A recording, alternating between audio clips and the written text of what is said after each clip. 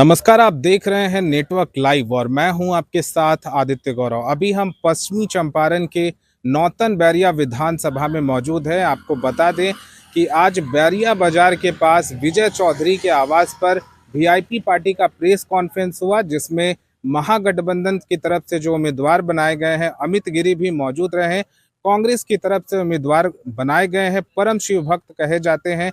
अपनी योजनाओं को लेकर के उन्होंने विशेष बात की है और क्या कुछ करने वाले हैं, ये तमाम बातें जो हुई हैं उनसे।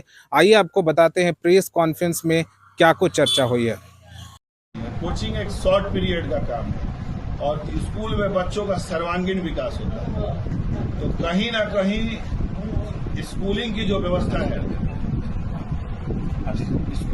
व्यवस्था है उसको सुदृढ़ करने के लिए मेरा पहला प्रयास होगा, क्योंकि मैं इसी क्षेत्र में एक्सपर्ट हूँ। आप ब्यूटी पार्लर में जाइएगा तो वहाँ सैलून वाले चेहरे पे स्नो पाउडर लगा के हमको स्मार्ट बनाते, और हम लोग स्याही लगा के बच्चों के जीवन को खूबसूरत बनाते। तो ये मेरी पहली प्राथमिकता होगी कि बुनियादी शिक्षा मजबूत हो, ताकि गांव से शहर की ओर जो पलायन हो रहा है, मर्द गांव में खेती कर रहा है और औरत बच्चों को पाल रही है, इस समस्या का निदान। एक छोटा सवाल, अभी तक जिसने भी जो सवाल किया उसमें एक ही चीज है कि किस पार्टी ने क्या किया और किस पार्टी ने क्या किया।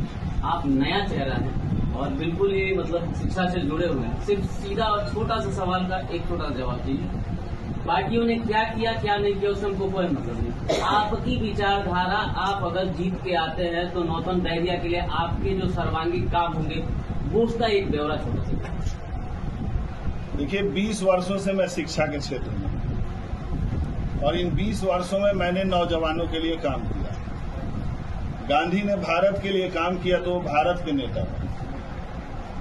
लालू जी ने बिहार के लिए काम किया तो वो बिहार के नेता थे। मैंने नौजवानों के लिए काम किया है तो निश्चित मैं नौजवानों का नेता अपने को मानता हूं।